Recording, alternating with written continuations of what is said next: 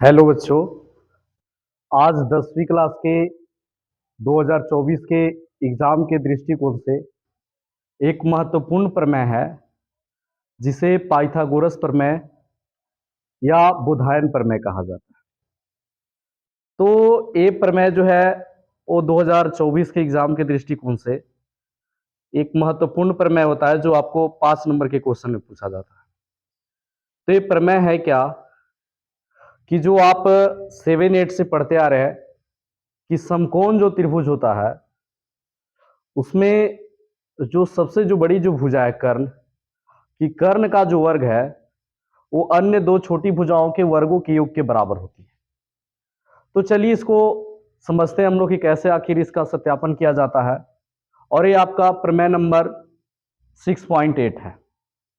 तो इस प्रमेय को देखिए हम लोग समझते हैं। तो प्रमेय में कहा जा रहा है आपका कि एक आपके पास समकोण त्रिभुज है। तो देखिए सबसे पहले हम एक समकोण त्रिभुज बनाते हैं। तो इस प्रकार से हमने एक समकोण त्रिभुज बनाया। समकोण त्रिभुज का नाम हम ए बी सी दे देते हैं। अगर आपको मन है तो और भी कुछ दे सकते हैं। और इसमें जो शीर्ष जो बी है वो समकोण है। समकोण है यानी 90 डिग्री का है। तो इसमें आपको सत्यापित करना है कि कर्ण, तो ये जो 90 है इसके सामने का जो होगा ना वो हमारा कर्ण है। तो देखिए सबसे पहले आपको दिया क्या है, क्या दिया है इसे लिखते हैं कि दिया है ए बी सी एक त्रिभुज है जिसमें ई जो एंगल बी जो है वो 90 डिग्री है। इतना ही बस दिया है। तो देखिए इसमें कह रहा है कि जो 90 के जो सामने का जो भुजा है वो कर्ण है, कि कर्ण का जो वर्ग होता है वो अन्य दो शेष भुजाओं के वर्गों के योग के बराबर होता है। तो बहुत देखिए आसान तरीके से इसको समझेंगे हम। तो देखिए आपको सीध क्या करना है, इस चीज को समझना है सबसे पहले। तो सीधा आपको करना है कि कर्ण कर्ण 90 के सामने हो गया ए सी, कि कर्ण का स्क्वायर बराबर अन्य दो भुजा, एक भुजा आपका हो गया ए बी और एक भुजा हो गया बी सी, इतना का बराबर है। यही सिद्ध करना हमें। तो इसको सिद्ध करने से पहले हम रचना करेंगे और रचना इसमें करेंगे कि जो समकोण जो शीर्ष है, समकोण शीर्ष से सामने वाली जो भुजा है ना उस पर हम लंब डालेंगे। तो चलिए उसी चीज को करते हैं। तो देखिए ये आपका समकोण शीर्ष है। तो समकोण शीर्ष से हम सामने वाली जो भुजा है उस पर हमने लंब डाला। तो समकोण शीर्ष देखिए बी था और इसके सामने वाली भुजा ए सी था। तो भुजा जो ए सी था कि भुजा ए सी पर लंब डाले, कौन भुजा, बी डी। ठीक ना, चाहे आप ऐसे भी लिख सकते हैं कि बी डी जो है वो लंब है ए सी पर है, इस प्रकार से।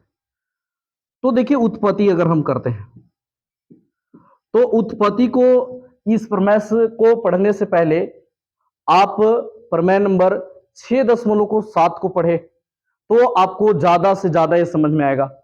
यहां पे देखिए सबसे पहले हम रफ में आपको समझाते क्या करना है कि ये जो त्रिभुज है आपका, त्रिभुज जो ए बी सी है, तो इस त्रिभुज को देखिए सबसे पहले आप समझिए ध्यान से।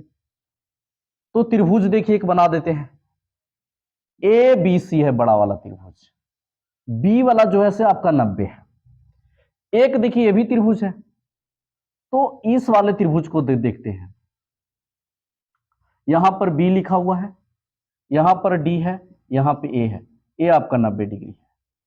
तो सबसे पहले देखिए एक और कंडीशन में है। इस प्रकार से देखिए त्रिभुज है बी ए सी बड़ा वाला और ये देखिए छोटा वाला। आप रफ में अवश्य बनाएं क्योंकि आप इसको रटे नहीं, समझने का प्रयास करें। तो बी है, डी सी हो गया।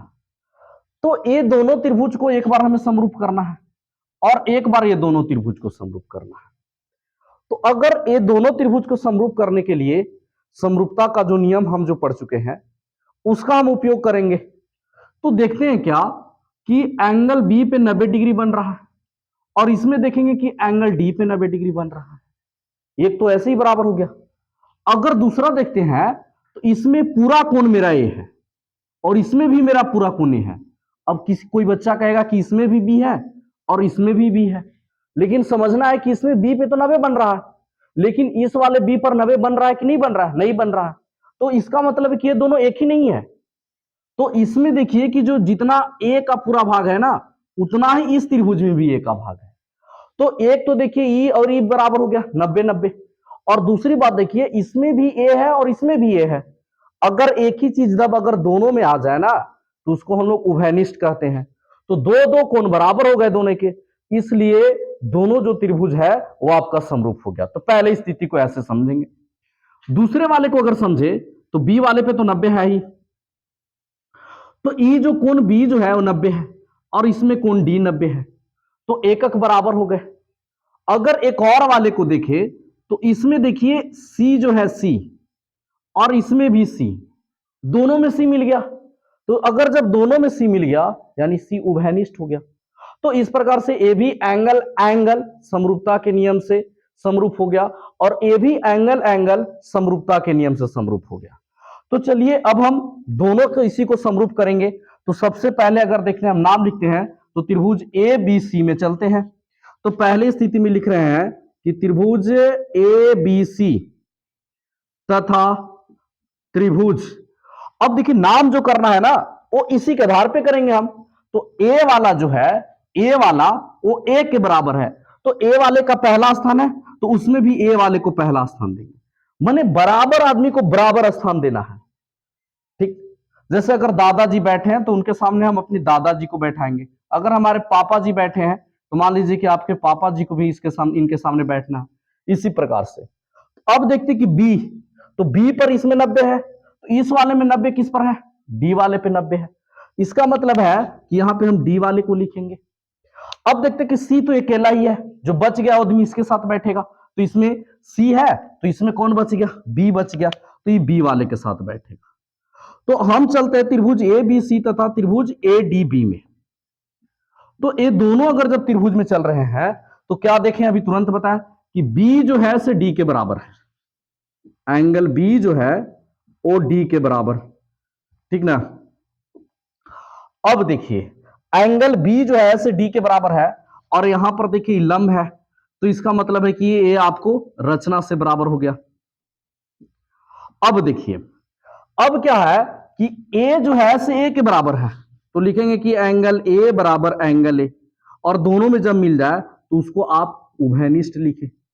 उभयनिष्ठ है तो इसलिए लिखेंगे कि त्रिभुज जो है ए बी सी समरूप है त्रिभुज ए डी बी का, और क्या चीज के नियम से? तो एंगल एंगल समरूपता के नियम से।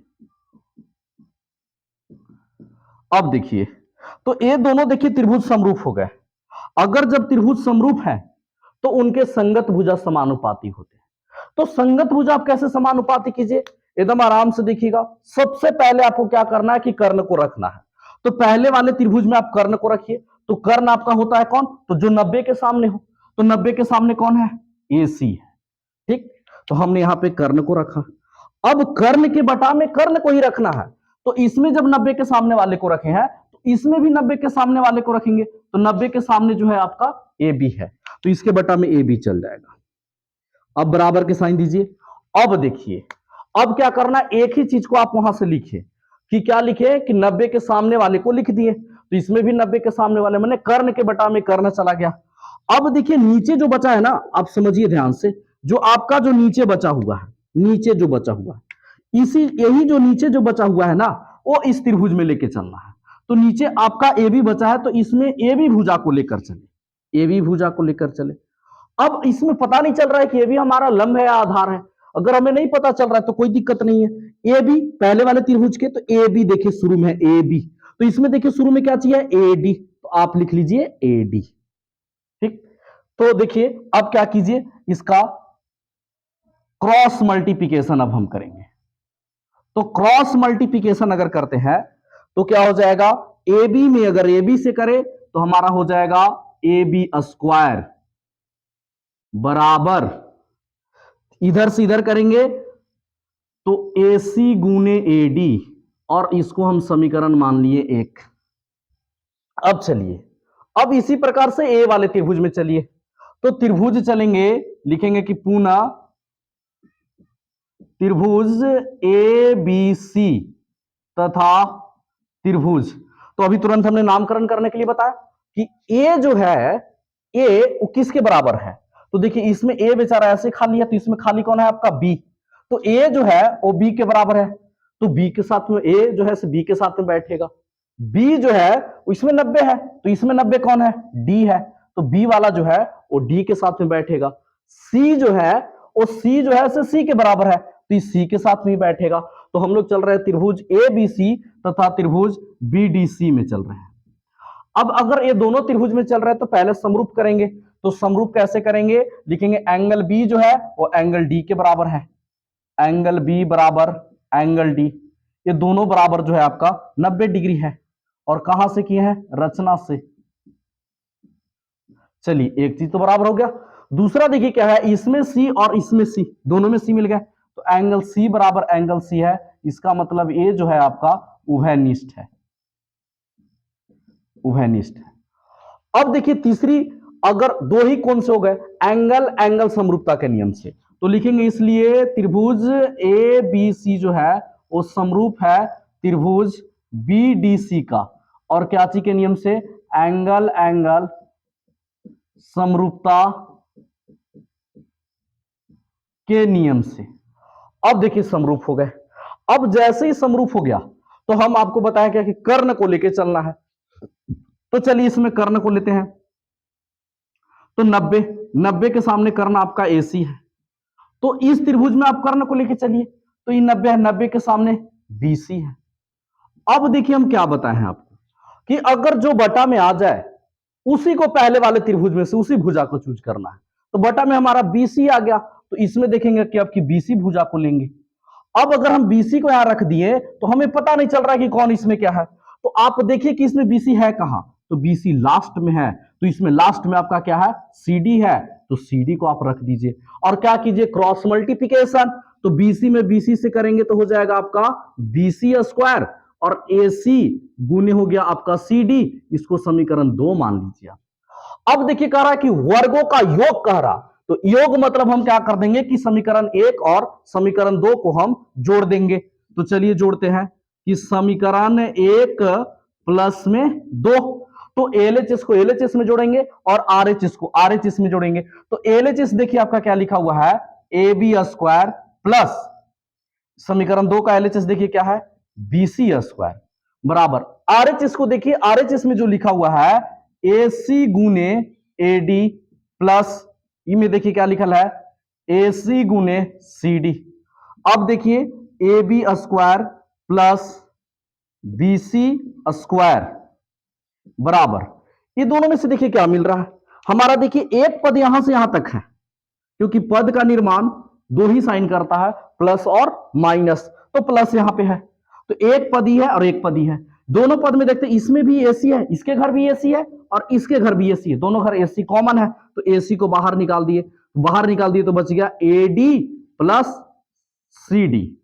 अब देखिए एडी प्लस सीडी की बात हो रही है, तो ए से लेकर डी तक, एक बार ए से लेकर डी तक अगर हम गए और सी डी, तो फिर सी से लेकर हम डी तक, तो इसका मतलब अगर पूछे कोई कि कहां से कहां तक हम चल गए टोटल बताओ, तो हम बताएंगे ए से लेकर सी तक, तो ये हो गया हमारा A B square plus B C square बराबर ए सी। अब ये दोनों जब मिला तो मिलने के बाद जो हो गया आपका क्या हो गया, ए सी हो गया। तो चलिए बताइए क्या हो गया आपके पास, A B square plus B C square, A C में ए सी से किए तो ए सी स्क्वायर, यही जो आपका है वो है पाइथागोरस प्रमेय। इसी को इस रूप से भी लिख सकते हैं कि ए सी स्क्वायर बराबर A B square plus B C square. तो इस प्रकार से ये आपका प्रमेय का सत्यापन हुआ, और ये 2024 के एग्जाम के दृष्टिकोण से अगर आपको अच्छे मार्क्स लाने हैं तो हमारे साथ जुड़े रहिए, ठीक ना। आपको अगर ये वीडियो अगर आपको समझ में आती है तो हमारे चैनल को सब्सक्राइब करें, शेयर करें और लाइक करें और हमें कमेंट करके बताएं कि हमारे द्वारा बनाया गया वीडियो कैसा है। और आपको वीडियो देखने के लिए धन्यवाद।